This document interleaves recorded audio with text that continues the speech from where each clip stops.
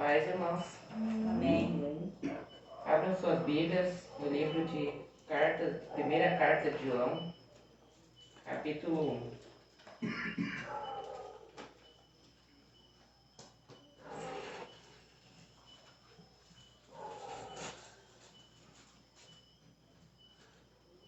Amém?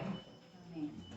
O que era desde o princípio, o que ouvimos, o que vimos com os nossos olhos, o que contemplamos e as nossas mãos apalmaram, isso proclamamos a respeito da palavra da vida.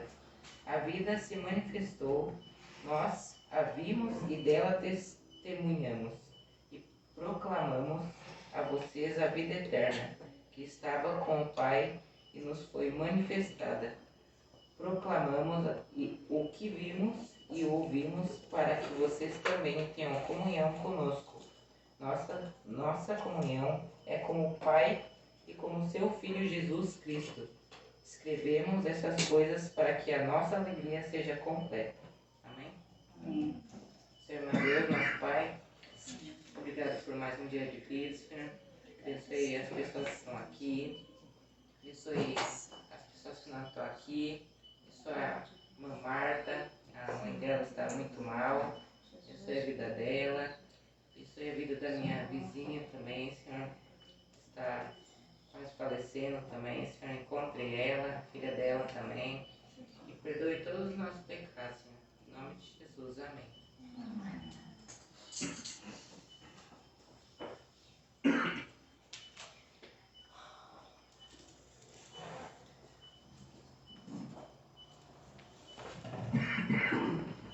Paz, irmãos, boa noite. Boa noite. Nós vamos abrir no livro de Romanos, capítulo 8.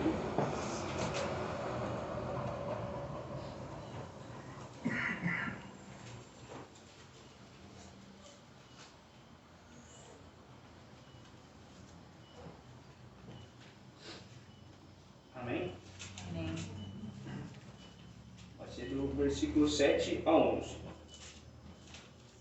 Por isso, o pendor da carne é inimizade contra Deus, pois não está sujeito à lei de Deus, nem mesmo pode estar. Portanto, os que estão na carne não podem agradar a Deus. Vós, porém, não estáis na carne, mas no Espírito, se de fato o Espírito de Deus habita em vós. E se alguém não tem o Espírito de Cristo, este tal não é dele. Se, porém, Cristo está em vós, o corpo, na verdade, está morto, por causa do pecado. Mas o Espírito é vida, por causa da justiça. Se habita em vós o Espírito daquele que ressuscitou a Jesus dentre os mortos, esse mesmo que ressuscitou a Cristo Jesus dentre os mortos, vivificará também o vosso corpo mortal, por meio do seu Espírito que em vós habita. Amém? Amém. Irmãos, nessa parte do capítulo 8, Paulo nos mostra que a natureza caída tende a pender para a carne, se tornando inimigo de Deus, mostrando a hostilidade pura contra Deus, incapaz de ser qualquer outra coisa. É a mentalidade de todos os que ainda não são renovados pelo Espírito. Então, é impossível obedecer os mandamentos de Deus de coração, pois mesmo quando obedecem exteriormente, eles continuam inimigos de Deus. A pessoa natural considera Deus um inimigo. Embora o pecado tenha trazido morte aos seus corpos, o Espírito Santo trará vida, aplicando o poder da ressurreição de Cristo. Os cristãos não estão em Adão, dominados pela carne. Em vez disso, estão sob o governo de Cristo, porque o Espírito que habita neles é o Espírito de Cristo. Embora o corpo dos crentes ainda esteja cercado de fraqueza e sujeito à morte, a vida prevalece, porque aqueles que estão unidos a Cristo vivem para Deus na esfera do Espírito. Os que estão no Espírito não vivem no mesmo reino dos perversos e, portanto, não são governados pelo pecado. O Espírito Santo lhes dá a liberdade e o poder para se submeterem com alegria à lei de Deus, para assim agradarem a Deus como filhos obedientes. Todos os que pertencem a Cristo têm esse Espírito. E para finalizarmos, meus irmãos, vemos a ação regeneradora mediante o Espírito Santo. Assim como está escrito em Tito, capítulo 3. Porque também nós éramos outrora insensatos, desobedientes, extraviados, servindo a várias paixões e deleites, vivendo em uma malícia e inveja odiosos, e odiando-nos uns aos outros. Mas quando apareceu a bondade de Deus, nosso Salvador, e o seu amor para com os homens, não em virtude de obras de justiça que nos houvéssemos feito, mas segundo a sua misericórdia, nos salvou mediante ao lavar da regeneração e renovação pelo Espírito Santo, que ele derramou abundantemente sobre nós, por Jesus Cristo, nosso Senhor. Amém, irmãos? Amém. Bom, nesse momento, quero pedir para a gente, em oração silenciosa, confessarmos e nos arrependermos de tudo que temos feito que desagrada a Deus, irmãos.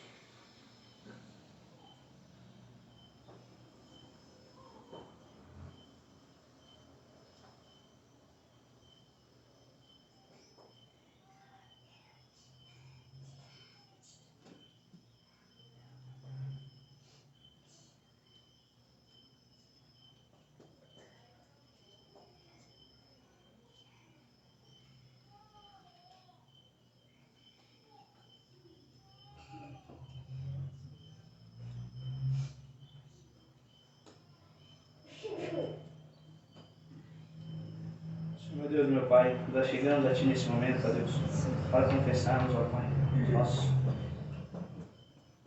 nossos pecados, ó Deus, aquilo que temos feito que não está agradando a Ti, ó Pai. Ó Senhor, nos perdoe, ó Pai. Ó Senhor, éramos miseráveis pecadores, merecedores da ira, ó Pai, da condenação eterna. Mas pela morte e ressurreição do Seu Filho Jesus, temos a esperança de sermos salvos. Ó Senhor, louvamos e agradecemos, ó Pai, de podermos estar reunidos livremente para cultuar o Teu santo nome, ó Pai. Ó Senhor, abençoe cada um aqui presente, ó Deus. Ó Senhor, toque no coração daqueles que não estão aqui, ó Pai, guardando-os, ó Deus. Aqueles que irão nos ouvir, ó Pai, toque nos seus corações, abra eles, ó Pai, e é através do ouvir da Tua palavra, ó Deus, que o Espírito Santo opera, ó Pai. Ó Senhor, continue abençoando essa igreja, ó Deus, que ela seja uma igreja bíblica, focada no ensino da palavra, ó Deus. Abençoe o pastor Estevão, ó Pai, que está na frente dessa igreja, o capacitando cada vez mais, ó Deus, o dando forças, ó Deus. E abençoe também a sua família, ó Pai, que está ao seu lado, auxiliando, ó Pai. É isso que eu lhe peço, ó Pai, em nome de Jesus, que seja feito tudo conforme a Tua vontade e o Teu querer, ó Pai. Amém.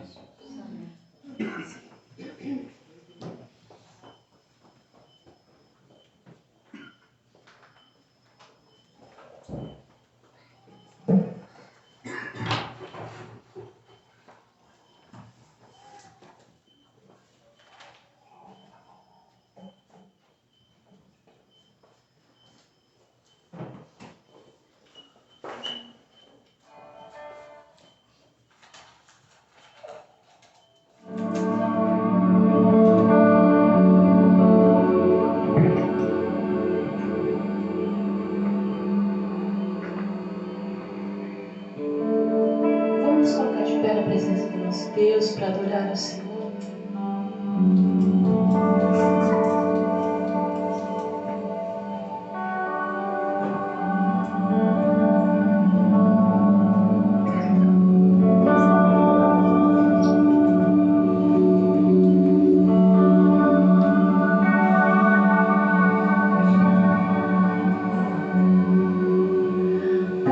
Estamos aqui louvando a Deus.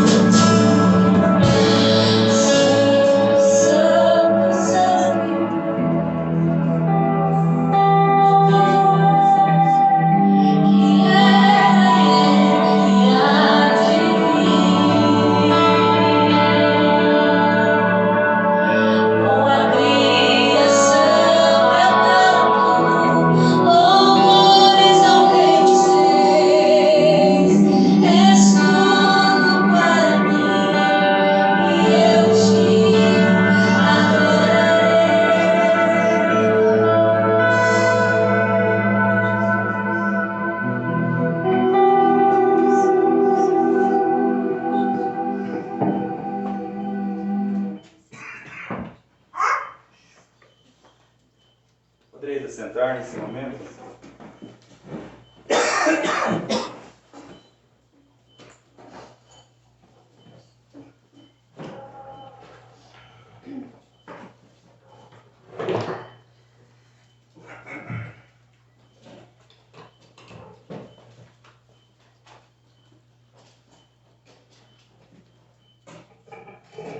Deus amado, Deus maravilhoso, estamos mais uma vez, Senhor, na Tua presença.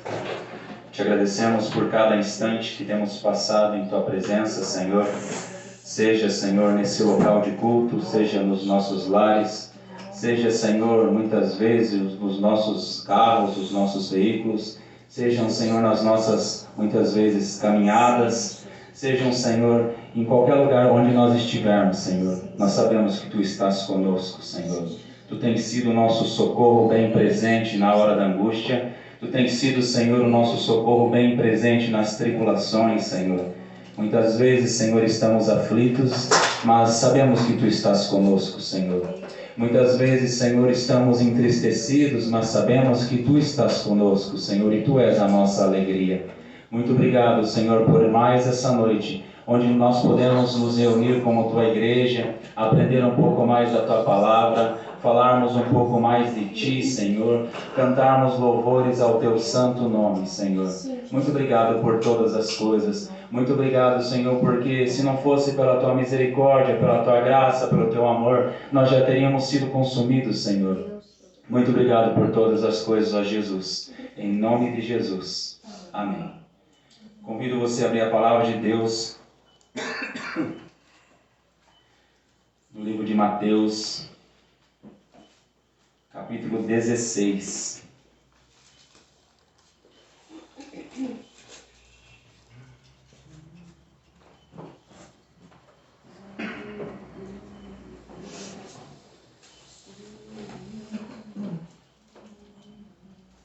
Mateus, capítulo 16, versículo 1.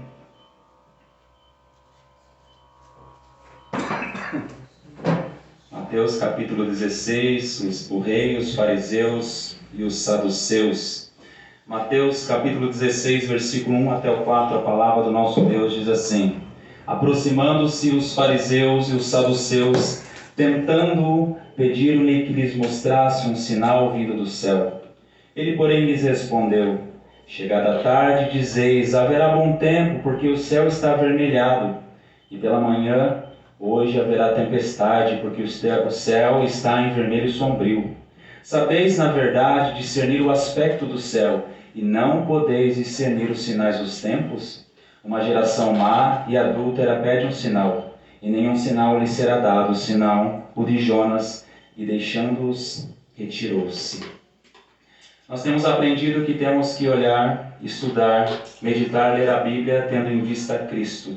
João 5,39 nos diz: Examinai as Escrituras, porque julgais ter nelas a vida eterna, e são elas mesmas que testificam de mim. 2 Pedro 3,18 diz: Antes crescei na graça e conhecimento de nosso Senhor e Salvador Jesus Cristo.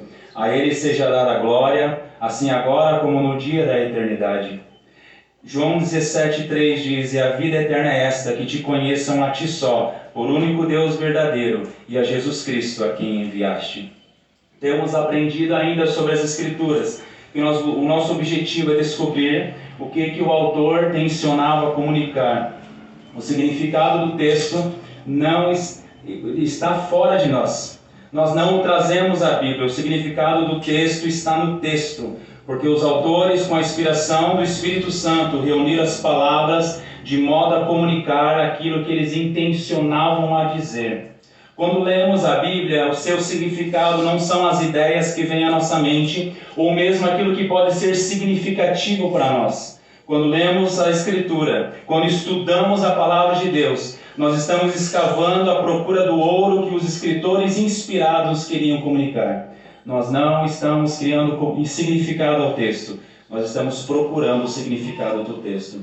Em Provérbios 2, 1 ao 5 diz assim: Filho meu, se aceitares as minhas palavras e esconderes contigo os meus mandamentos, para fazeres atenta a sabedoria ao teu ouvido, e para inclinares o coração ao entendimento, e se clamares por inteligência e por entendimento alçares a voz, se buscares a sabedoria como a prata e como tesouros escondidos a procurares, então entenderás o temor do Senhor e acharás o conhecimento de Deus.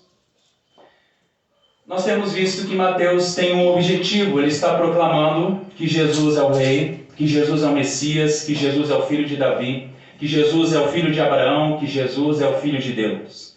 Em cada passo, em cada versículo, em cada capítulo que nós temos estudado, nós temos visto a cada momento Mateus mostrando para que nós viéssemos olhar para o Senhor. Mateus nos mostra também que Jesus cumpre as profecias do Antigo Testamento. Ele é o cumprimento das promessas que tem no Antigo Testamento. Vimos que Mateus vai começar falando sobre a gênese da vida de Jesus. Ele trata do ensino de Jesus na Galiléia dos gentios. Ele vai falar da lei do governo de Cristo, que é o primeiro discurso dele, em Mateus 5 ao 7. Ele vai falar do poder do governo de Cristo em resgatar. Ele vai falar o seu segundo discurso, que é o comissionamento dos discípulos. No capítulo 11 e 12, ele vai tratar dos sinais do governo de Cristo e a sua oposição. No capítulo 13, ele vai tratar do terceiro discurso de Jesus. E agora ele está tratando das respostas ao governo de Cristo. Vimos no capítulo 13, dos 53 ao 58, a resposta dos moradores da sua terra, lá de Nazaré. Depois dos governantes representados por Herodes. Depois da resposta dos discípulos de Jesus. Depois dos fariseus e escribas. Depois da mulher cananeia. Depois dos gentios. E agora dos fariseus e escribas. Mateus, como nós temos visto, organiza o seu livro por tópico e não por ordem cronológica, diferente de Marcos, Lucas e João, como já vimos anteriormente. Aqui, amados, em Mateus 16, versículo 1 a 4, nós vamos encontrar um confronto direto entre a glória de Cristo e a maldade obstinada, ou seja, a maldade persistente dos fariseus e saduceus. A cada capítulo que nós vemos, nós estamos vendo que a cada momento os fariseus e seus aliados tentam Jesus de todas as formas para que ele caia em contradição ou mesmo em erro. Irmãos, esses dois grupos, os fariseus e saduceus, eles eram adversários. Eles unem-se agora para testar Jesus, revelando uma profundidade a sua rebelião contra Deus. Com corações endurecidos, eles exigem agora um sinal do céu, não porque eles buscam verdadeiramente a verdade, mas para justificarem a sua incredulidade e desacreditarem a autoridade do Filho de Deus. Essa passagem ela vai nos mostrar um contraste da glória divina manifestada em Cristo e da cegueira espiritual daqueles que, ironicamente, eram considerados guias espirituais de Israel. A presença de Jesus entre eles é por si só o maior dos sinais. Ele é o cumprimento de todas as promessas messiânicas, ele é o cumprimento de todas as profecias em relação ao Messias. Os seus milagres, os seus ensinamentos, a sua própria encarnação, elas são testemunhas da sua divindade. No entanto, os fariseus e saduceus, presos à busca por vantagens terrenas e dominados por orgulho, recusam-se a enxergar essa verdade. Ao rejeitar Cristo, eles se mostram não apenas ignorantes, mas intencionalmente maliciosos. A sua demanda por sinal adicional é um insulto à suficiência das evidências já fornecidas. Em contraste, Jesus aponta para o maior sinal que ainda viria, que seria a sua morte e a sua ressurreição. Esse evento seria a prova definitiva da sua identidade e da sua missão redentora. Agora a pergunta vital nessa noite que nós devemos fazer para nós é como nós respondemos à revelação de Cristo. Que nós possamos, pela graça de Deus, abrir os olhos para contemplar a sua glória e não cair na mesma cegueira voluntária dos fariseus e saduceus. Que nós possamos verdadeiramente olhar para as Escrituras, verdadeiramente crer nas verdades das Escrituras e meditar e aprender com o nosso Senhor Jesus Cristo. Eu convido você a olhar para o versículo 1 nesse momento e ver a tentativa de teste com Jesus. O texto diz assim: aproximou-se os fariseus e os saduceus. Quem eram eles? Dos fariseus já falamos muitas vezes em relação a eles, mas agora aparece um grupo diferente, que é dos saduceus. Eles foram os dois principais grupos religiosos e políticos do judaísmo durante o período do Segundo Templo. Tinham basicamente 5 principais grupos: os fariseus, saduceus, essênios, zelotes e herodianos. Os fariseus e essênios e saduceus, eles buscavam influenciar a vida religiosa, eles buscavam influenciar a vida política de Israel, e as suas crenças e práticas eram profundamente diferentes. Geralmente, frequentemente, existia um confronto entre eles. Os fariseus e saduceus, eles representavam lados opostos do judaísmo da época. Veja, os fariseus eles surgiram por volta de 2 a.C., durante o período helenista, como um movimento de oposição à influência grega e à corrupção do sacerdócio. Se nós olharmos muitas vezes, os fariseus, eles não tinham a intenção má, no sentido religião mesmo da época. Eles queriam fazer aquilo que era correto. Eles queriam moralizar a religião, eles queriam tratar de uma verdade que eles acreditavam ser aquela verdade. Eles tratavam muitas vezes, eles defendiam a lei de Moisés com uma pureza religiosa, por uma pureza moral, mesmo fora do templo. Mas como nós vimos anteriormente, eles tratavam muitas vezes isso apenas de forma externa. Eles gostariam de mostrar para as pessoas que eles oravam, que eles buscavam a Deus, que eles jejuavam, que eles ajudavam as pessoas verdadeiramente. Só que só de forma externa. As principais crenças dele eram as autoridades da lei escrita e oral.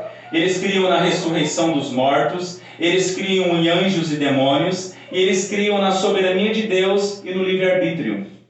A influência deles, eles tinham grande influência, como nós vimos, sobre o povo, pois eles sempre estavam presentes nas sinagogas locais, ensinando e aplicando a lei. Nós vimos anteriormente a questão dos escribas também, que faziam parte do grupo dos fariseus. Apesar de sua religiosidade, Jesus frequentemente os confrontava por causa da hipocrisia deles, como nós vimos. Eles não eram verdadeiramente filhos de Deus.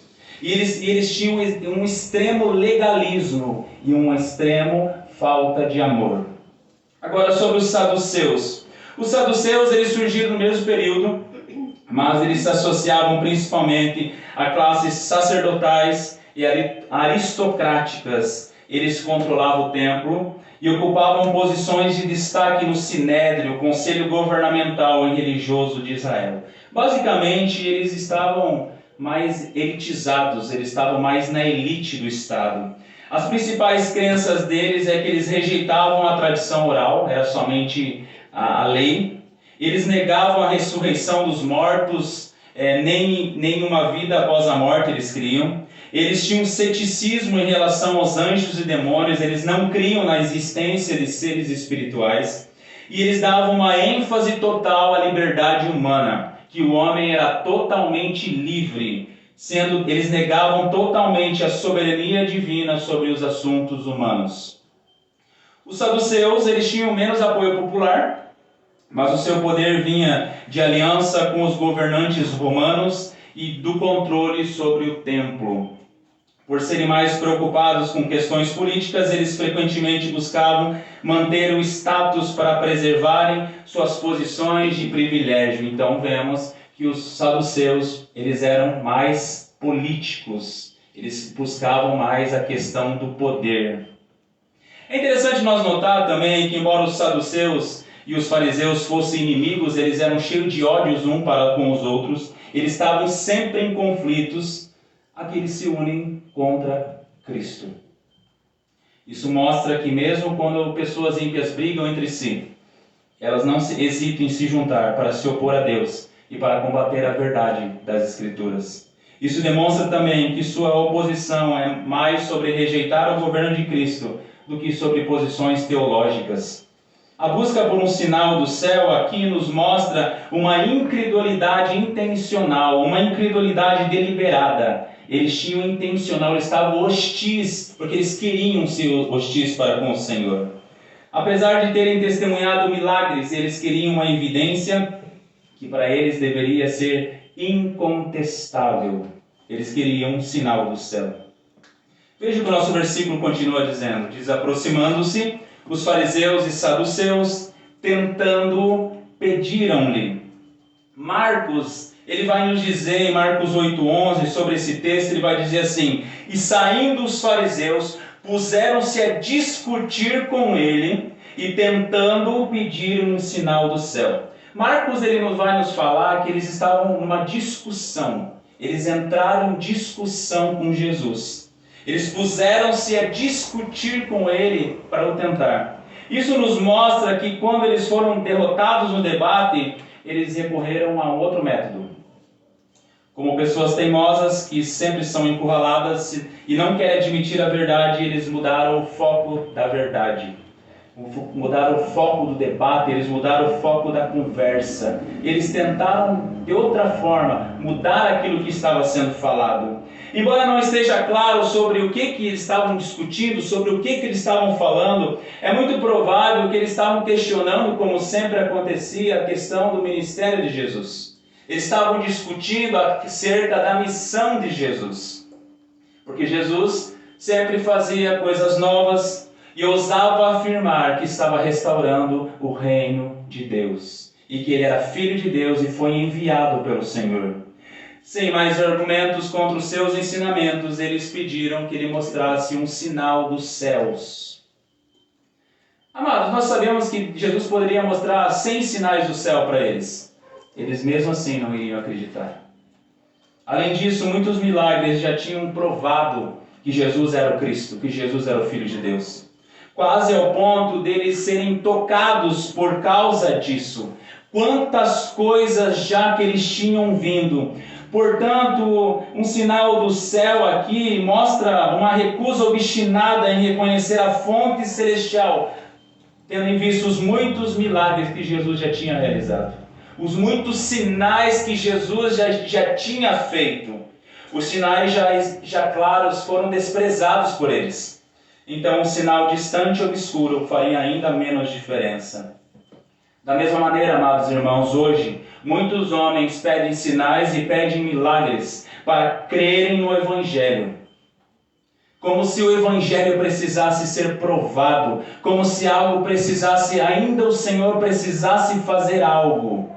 Mas nós sabemos que não é dessa forma. E nós vemos aqui o versículo dizendo que eles se aproximaram de Jesus tentando-o. Os evangelistas deixam claro que eles não estavam sendo sinceros em buscar aprender, mas eles estavam usando de astúcia e de engano. Eles pediram algo que achavam que Jesus não faria, ou que não estaria em seu poder, com o objetivo de desacreditar ele perante o povo que estava ali reunido. Sempre o objetivo deles era mostrar que Jesus não era aquele no qual ele dizia ser. Para eles, Jesus era insignificante, como nós vimos anteriormente. Mas eles viam que Jesus ainda tinha um pouco de poder.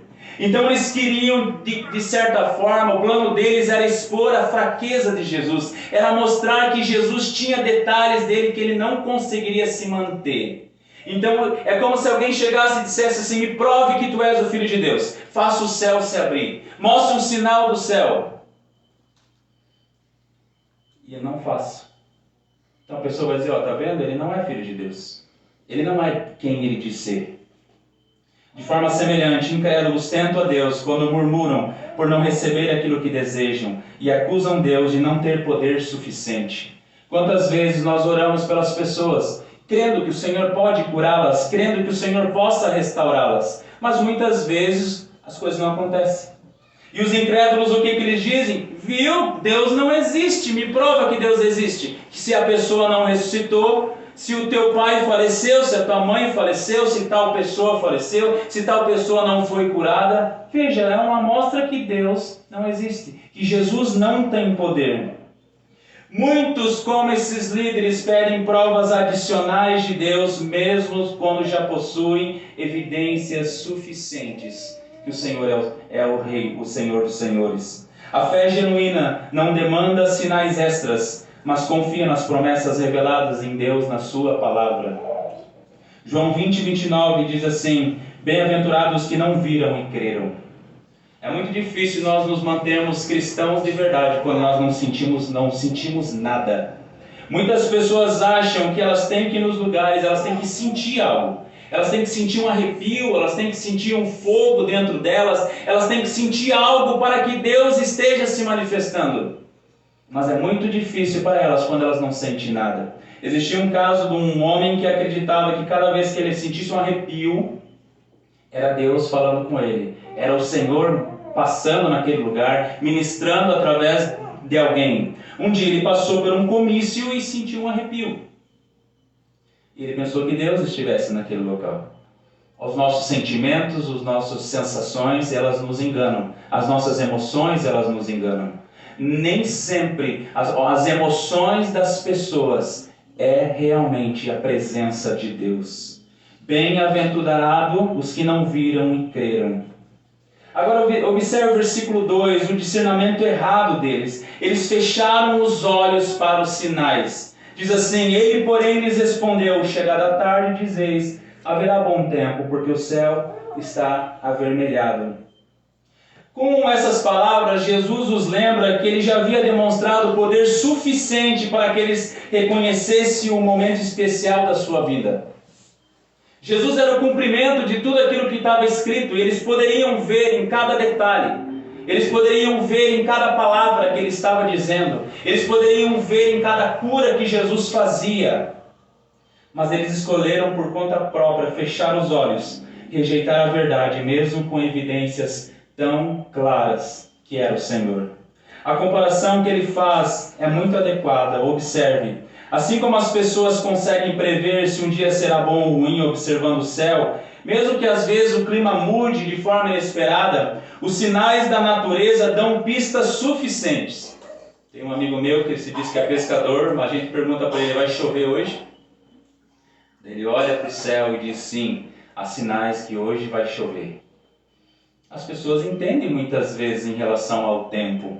Da mesma forma, os sinais do reino de Deus eram muito claros, mas eles não o reconheciam. Isso mostra que eles estavam mais preocupados com as coisas terrenas, com as coisas passageiras, do que com a vida espiritual deles, do que realmente era o Senhor.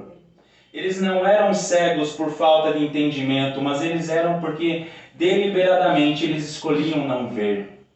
Intencionalmente eles escolheriam não ver por causa da sua malícia. E Romanos 1, 18 ao 21 diz assim: a ira de Deus se revela do céu contra toda a impiedade e perversão dos homens que detêm a verdade pela injustiça. Porquanto que de Deus se pode conhecer a manifesto entre eles, porque Deus lhe manifestou. Porque os atributos invisíveis de Deus, assim o seu eterno poder, como também a sua própria divindade, claramente se reconhece desde o princípio do mundo, sendo percebidos por meio das coisas que foram criadas. Tais homens são, por isso, indesculpáveis, porquanto, tendo conhecimento de Deus, não o glorificaram como Deus, nem lhe deram graças, antes se tornaram nulos em seus próprios raciocínios, obscurecendo-lhes o coração insensato. Obscurecendo aqui significa tirando a luz. Ficaram intencionalmente no escuro, de propósito, para não verem aquilo que estava muito claro para eles. E o versículo 3 nos mostra que eles não são inocentes. Diz assim: e pela manhã, hoje haverá tempestade, porque o céu está de um vermelho sombrio. Sabeis, na verdade, discernir o aspecto do céu e não podeis discernir os sinais dos tempos? Jesus aqui os chama de hipócritas porque eles fingem estar buscando respostas. Mas mesmo que essas respostas sejam dadas, eles continuarão ignorando. Essa crítica também se aplica a muitas pessoas, porque a maioria se esforça apenas para alcançar os seus benefícios imediatos. Poucos se preocupam de prestar atenção nos sinais que Deus dá no nosso dia a dia. Isso acontece porque as pessoas preferem se entregar à indiferença, apagando voluntariamente a luz que lhe é oferecida. Por exemplo, quando algum de nós fica doente. E muitas vezes Deus faz a obra nas nossas vidas. Esse ano meu filho Josué ficou doente, Deus fez a obra na minha vida, através da vida do Josué. Deus fez a obra na nossa família através da vida do Josué. A Leia ficou doente, Deus continuou fazendo a obra na nossa vida. O problema é que os homens estão cegos, eles não conseguem ver a obra de Deus na vida das pessoas. Eles não conseguem ver a obra de Deus nas suas próprias vidas. Eles não conseguem ver o agir de Deus no dia a dia. O próprio nosso levantar de manhã, o próprio de nós ter um emprego, um trabalho, nós termos aonde ir. O cuidado que Deus tem com as nossas crianças. Se nós ligar a televisão, muitas vezes as pessoas ficam assustadas. E nós olhamos para as nossas crianças e dizemos: Senhor, muito obrigado pelo cuidado que tem com elas. O problema é que os homens não percebem isso. Eles fecham os olhos e dizem: não, o cuidado com meu filho é porque eu cuido dele, é porque eu levo ele, é porque eu faço isso, é porque eu pego meu filho na porta da escola, é porque eu. Esquecem de ver a majestade de Deus no cuidado todos os dias com as nossas vidas. E eu falo para o meu filho, muitas vezes eu não vou estar perto dele. Se não for a graça de Deus, a misericórdia de Deus com a vida deles, o que seria deles? Há muitos momentos que eu não vou poder socorrê-los se acontecer alguma coisa. Mas graças a Deus que nós temos o Senhor. E que o Senhor não nos deixe nós ficarmos cegos. Que nós não venhamos fechar os nossos olhos para ver os detalhes que acontecem nas nossas vidas e o cuidado do Senhor conosco. Outra coisa, irmãos, os escribas tinham diante de si o próprio Cristo. Você consegue imaginar isso? Os fariseus e saduceus tinham o próprio Jesus na sua frente. Tinham diante de si o chamado de Cristo e a promessa da salvação eterna, revelado naquilo que eles liam, que era a lei e os profetas, revelado nas Escrituras, quanto aos ensinamentos e milagres de Jesus. Eu quero que vocês entendam que é como se Jesus, nós lêssemos a Bíblia todos os dias. Conhecêssemos a Bíblia, conhecêssemos a lei, soubéssemos de cor, como os fariseus faziam. Mas o próprio Jesus, se chegasse aqui, nós não viéssemos a reconhecer Ele. Você consegue perceber o mal nisso? A maldade em relação a isso? Negar o próprio Jesus, que foi enviado por Deus. Mas assim como eles, hoje há muitos que alegam não tomar decisões sobre assuntos espirituais complexos, dizendo que precisam de mais clareza. Alguns chegam a pensar que é prudente evitar muitas vezes investigar a verdade. A palavra de Deus diz que nós devemos sim procurar a verdade, procurar saber a verdade. Uma das coisas que nós devemos ter no coração é: será que eu estou errado? Será que eu estou fazendo realmente a vontade de Deus? É muito arriscado nós estarmos brincando de sermos a verdade, sendo que Jesus é a verdade. Alguns chegam a pensar que é imprudente investigar a verdade como se isso não fosse uma preguiça. Eles são diligentemente bons em coisas materiais, por exemplo. Eu conheço pessoas que são muito bons em negócios, em esportes, em profissões, em redes sociais, em time de futebol, em jogos de videogame. Eles sabem tudo, mas não querem saber das coisas de Deus. Não querem saber a verdade da palavra de Deus. Não têm desejo de saber o que a Escritura diz realmente. Não tem desejo de saber o que Jesus quer dizer aqui. Não tem desejo de saber completamente em relação à salvação das suas almas, criando desculpas para justificar a sua própria ignorância. Alguns ainda de forma absurda entendem mal essa passagem, acreditando que os homens não deveriam prever ou observar o céu. Não é isso que a Escritura está dizendo. Na verdade, Jesus usa o funcionamento regular na natureza para mostrar que essas pessoas merecem o juízo de Deus. Como dizem em Romanos, eles são indesculpáveis. Pois apesar de serem muito perspicazes em questões da vida cotidiana, eles escolhem apagar a luz divina por pura teimosia, por não quererem realmente a verdade das Escrituras. O ponto aqui é que Jesus confronta a hipocrisia deles. Eles eram habilidosos em interpretar sinais climáticos e muitas outras coisas, mas eles eram cegos para os sinais espirituais que apontavam para quem era o Messias de verdade, para quem era o Cristo de verdade. Era só eles olharem para a Escritura. Era só eles olharem verdadeiramente para Cristo. Mas os seus corações estavam totalmente fechados. Eles fechavam os olhos e não queriam ver. Jesus observa a ironia com que os fariseus e saduceus podem interpretar os céus para predizer o tempo e ao mesmo tempo falham em aprender que os seus milagres significam acerca do tempo espiritual. É como se alguém estivesse aqui morto e nós orássemos e a pessoa ressuscitasse e alguém dissesse, não, ele não estava morto de verdade. Eles negavam ver aquilo que era um fato incontestável sobre Jesus. Os tempos em que vive a era da vinda do Messias, o problema não era a falta de evidência, mas sim a indisposição em acertar o seu significado. Amados, nós devemos estar vigilantes em discernir os tempos, reconhecendo o cumprimento das promessas de Deus e da obra contínua de Cristo em nossas vidas. Como nós falamos agora há pouco, nós devemos em todo momento examinarmos a nós mesmos. Nós devemos em todo momento olhar para a obra que o Senhor tem feito nas nossas vidas, olhar para o cuidado que Deus tem tido conosco e o glorificar acima de todas as coisas. E agora observe o versículo 4, a reprovação de uma geração incrédula. Diz assim, o versículo 4, a primeira parte, uma geração má e adúltera pede um sinal, e nenhum sinal lhe será dado, senão o de Jonas. Como em Mateus 12:38, Jesus cita outra vez a ressurreição de Jonas, do sepultamento no mar e no grande peixe, como uma previsão de sua ressurreição da própria morte, que é a maior sinal que ele era o Messias. A ideia principal é que os judeus nunca estavam satisfeitos com os sinais que Jesus realizava e continuavam testando a paciência de Deus com pedidos cada vez mais absurdos. Além disso, a motivação dos escribas e saduceus era muito questionável. Analise comigo. Quantos milagres eles tinham visto, quantos sinais, quantos prodígios, quantas provas que eles já tinham tido.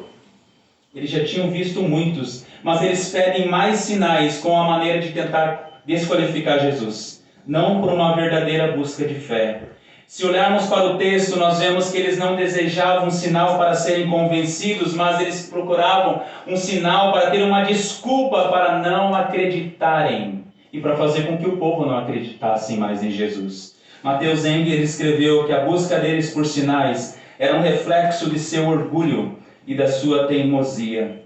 Jesus chama agora essa geração de adúltera, não apenas por pedirem por sinal, mas porque faziam isso para provocar e desafiar o próprio Deus. Então ele avisa que depois da sua ressurreição ele será um profeta semelhante a Jonas. Mateus ele explica que a ressurreição de Cristo seria um sinal claro, assim como Jonas foi um sinal para os ninivitas. Agora veja o contexto e a análise disso. Jesus denuncia a incredulidade como um adultério espiritual, uma traição à aliança com Deus.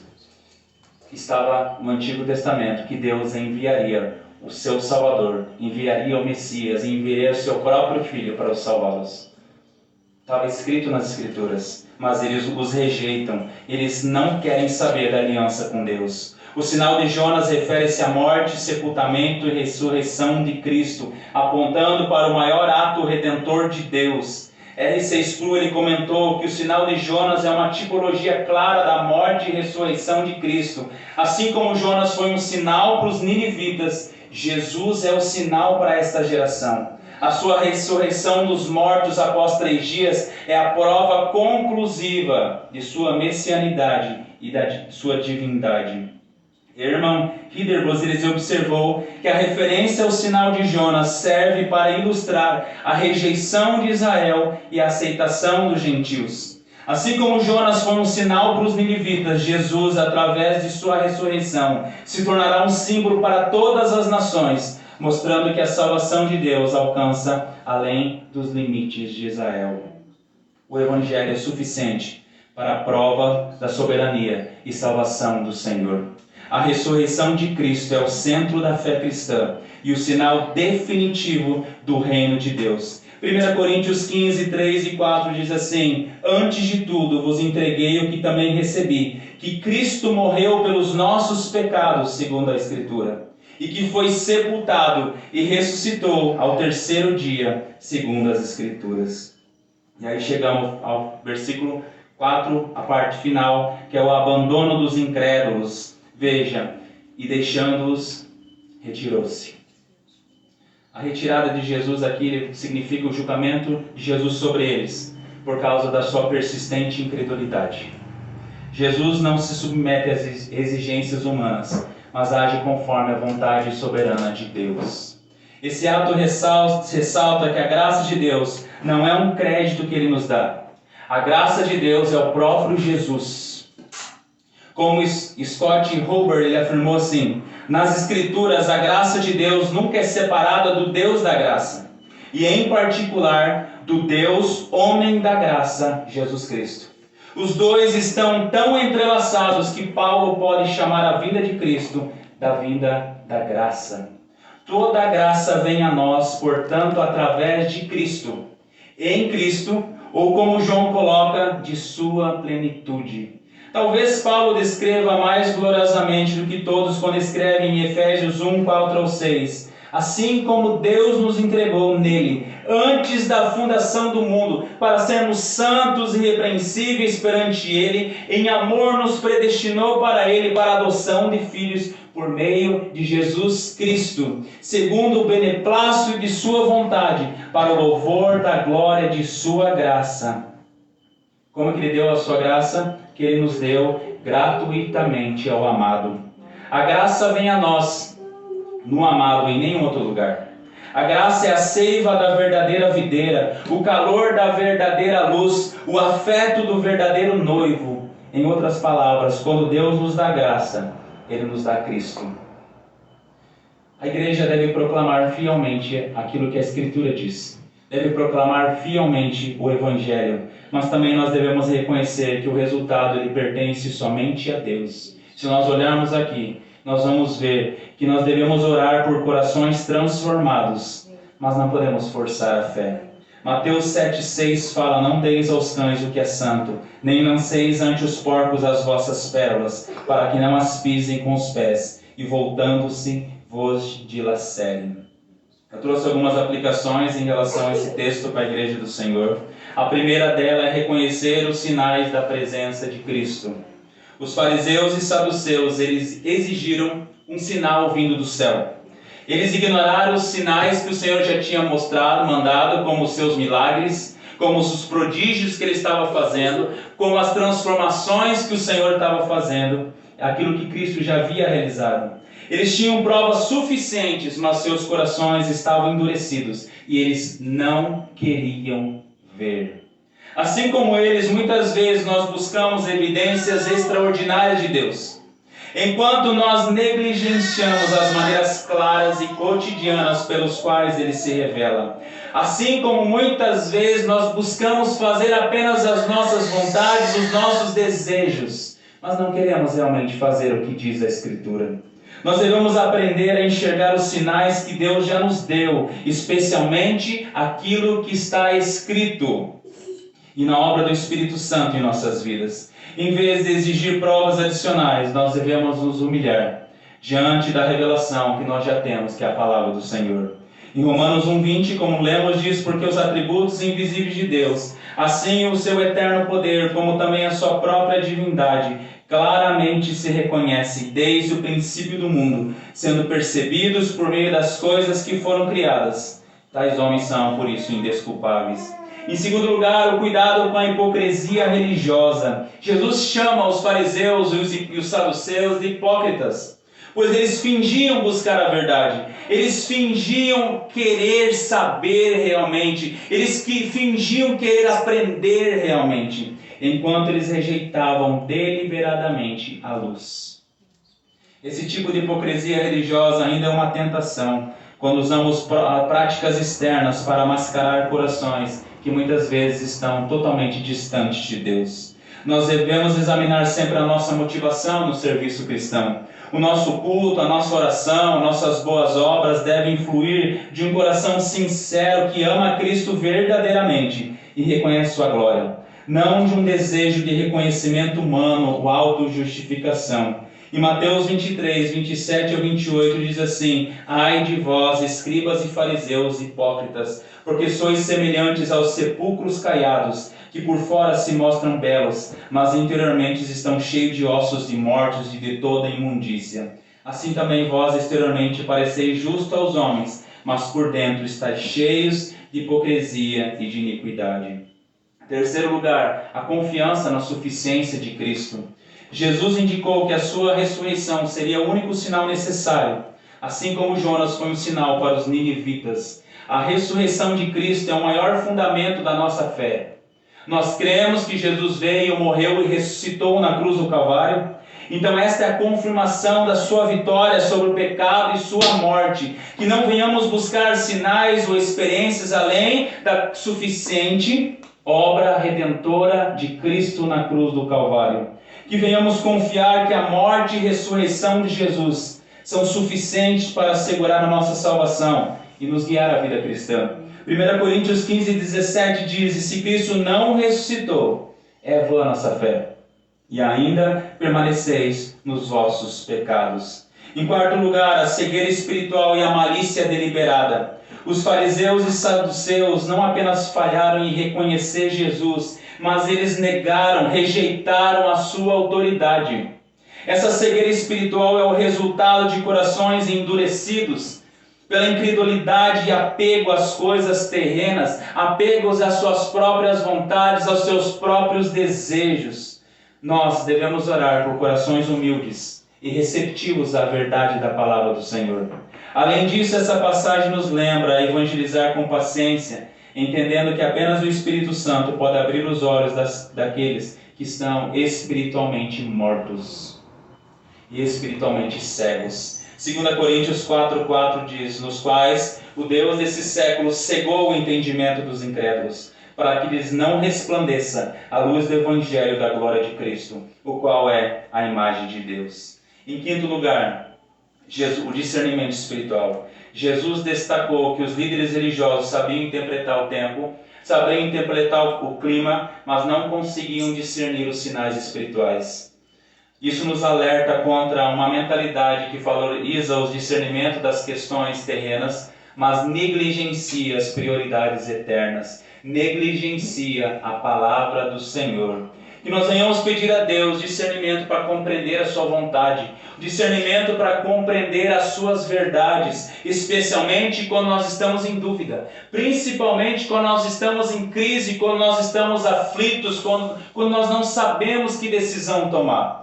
Que nós venhamos avaliar as situações em nossas vidas com uma perspectiva eterna, buscando glorificar a Cristo em todas as coisas. Efésios 5, 15 e 17 diz assim: Portanto, vede prudentemente como andais, não como necios e sim como sábios, remindo o tempo, porque os dias são maus. Por essa razão, não vos tornei insensatos, mas procurai compreender qual é a vontade do Senhor.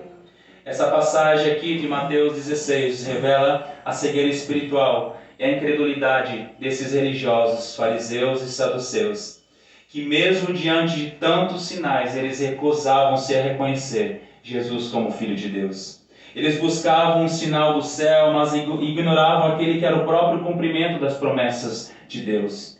Ignoravam o Messias, o Filho de Deus, que veio estabelecer o seu reino eterno. A sua rejeição nos adverte sobre o perigo de nós endurecermos o nosso coração diante da verdade que nos é revelada. Cristo é o centro do Evangelho e a personificação do reino de Deus.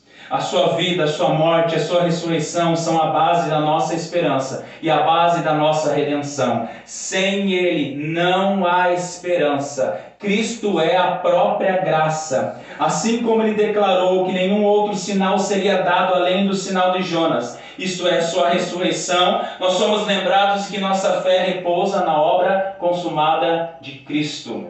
Ele é o Rei soberano que governa com justiça e graça. Ele é o Salvador que nos reconcilia com o Pai. Que venhamos manter os olhos em Cristo, que é o autor e consumador da nossa fé, conforme Hebreus 12:2. Em um mundo que constantemente nos distrai e tenta desviar nossa atenção, que nós devemos permanecer firmes e contemplando a sua glória. Que venhamos também reconhecer a realeza de Cristo. Como Messias prometido, Ele reina sobre tudo e sobre todos. Que venhamos proclamar o Evangelho do seu reino. Como cidadãos do reino de Deus, nós somos chamados a viver e proclamar as boas novas de salvação. Esse mundo, amados, é passageiro, mas o reino de Cristo é eterno. E que nunca percamos de vista quem Ele é, o Rei dos Reis, o Messias prometido, o Filho de Deus que veio ao mundo para buscar e salvar o perdido. A nossa vida e missão deve ser um reflexo dessa verdade gloriosa, enquanto aguardamos com esperança o dia em que estaremos com Ele em seu reino eterno. Mateus 5:8 diz: Bem-aventurados os limpos de coração, porque eles verão a Deus. Louvado seja o nome do nosso Senhor. Faz uma oração. Pai, nós te louvamos, ó Deus, pela tua palavra, Senhor, que foi dirigida, Senhor, a nós, ó Deus. Te louvamos, ó Pai, porque o Senhor tem sido presente, Senhor, nas nossas vidas, ó Pai. Muito obrigado, Senhor, porque cada dia nós podemos contemplar, Senhor, as tuas maravilhas. Nós, Pai, podemos contemplar, Senhor, os teus cuidados, a tua misericórdia, a tua graça, Senhor, constante sobre nós, ó Pai. Obrigada, Senhor. Vem, Senhor, nesta noite perdoar, Senhor, as nossas falhas, ó Pai. Muitas vezes, Pai, a nossa incredulidade, Senhor, diante das situações, ó Pai, que acontecem nas nossas vidas, ó Deus. Muitas vezes, ó Pai, nós deixamos, Pai, de olhar para Ti, Senhor. E deixamos, ó Pai, que o medo, Senhor, a ansiedade, Pai, a insegurança, as preocupações, Senhor, venham tomar conta dos nossos corações, ó Pai. Mas nós queremos aprender, Senhor, ensina-nos, ó Pai, a olhar somente para Ti, Senhor. Ensina-nos, Pai, a depositar somente a nossa esperança em Ti, ó Deus.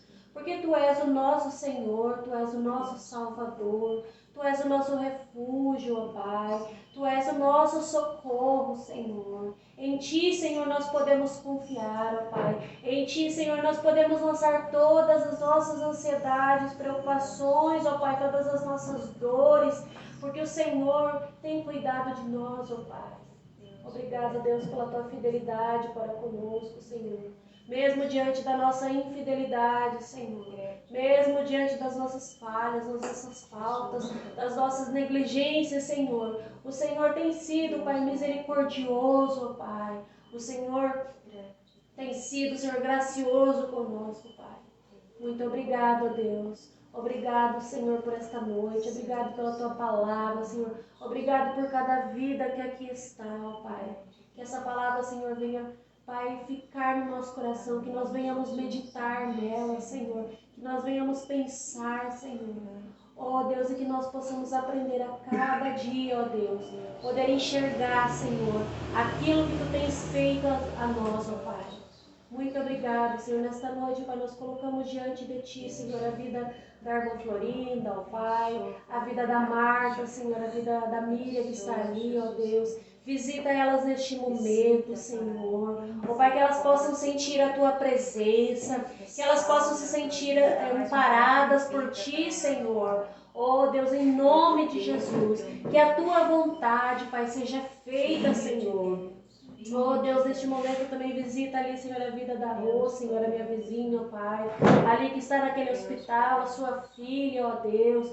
Oh Pai, sustenta, Senhor, visita ela ali naquele leito de hospital, ó Pai. Tu sabe todas as coisas, ó Pai. Tu és um Deus onisciente, um Deus onipresente e onipotente, ó Pai. E nós confiamos em Ti, Senhor, nós descansamos em Ti, ó Pai. Por isso, Senhor, fica conosco nessa noite, ó Deus. Fica conosco, Pai, que nós possamos sempre sentir a Tua presença, Pai, nos cuidando, Senhor, nos alicerçando, nos fortalecendo, renovando as nossas forças, ó Pai. Muito obrigado, Senhor, por ser o nosso Pai, por ser o nosso Salvador, nosso amado Jesus Cristo, ó Deus. Em nome de Jesus. Amém, Senhor. Obrigado, Deus, por todas as coisas que tem nos dado, Senhor. Obrigado, Senhor, pelo cuidado. porque nós somos guardados por Ti, porque Tu sempre estás conosco, Senhor. Colocamos diante de Ti, Senhor, os nossos pedidos de oração, que sejam, Senhor, as pessoas no qual nós temos colocado diante de Ti, que possam ser abençoadas, Senhor. Colocamos diante de Ti, Senhor, a vida do Mateus também, Senhor, que não pôde estar nessa noite, venha estar encontrando nesse momento e o abençoando, Senhor Jesus. Coloco diante de Ti, Senhor, a vida das nossas irmãs que não puderam estar aqui nessa noite, irmã Miriam, irmã Marta, irmã Eleni, Senhor Jesus. Coloco diante de Ti todas as pessoas que já estiveram aqui junto conosco, que possam ser abençoadas por Ti também, Senhor. Coloco diante de Ti também, Senhor, a vida da Rosiane, Senhor, onde se encontra nesse momento, naquele leito de hospital. Deus, sabemos, Senhor, da gravidade do que está acontecendo com ela, Pai, mas sabemos que Tu és um Deus todo-poderoso, Senhor Jesus, que fez os céus e que fez a terra. Venha encontrá-la nesse momento, Senhor, juntamente com a sua família, Senhor. Coloco diante de Ti a vida da nossa amada irmã Florinda também, Senhor. Venha abençoar a vida dela, que ela possa, Senhor, sentir agora o Teu descanso, Senhor, venha sentir a Tua paz, Senhor, que ela venha dar saúde para ela também, Pai, é o que nós Te pedimos. Coloco diante de Ti, Senhor Jesus Cristo, as nossas famílias, continua nos abençoando, continua estando conosco, Senhor. Nós Te pedimos, Senhor, abençoa a nossa semana, o nosso trabalho, Senhor. Continua nos guardando, Pai, em nome de Jesus. Amém.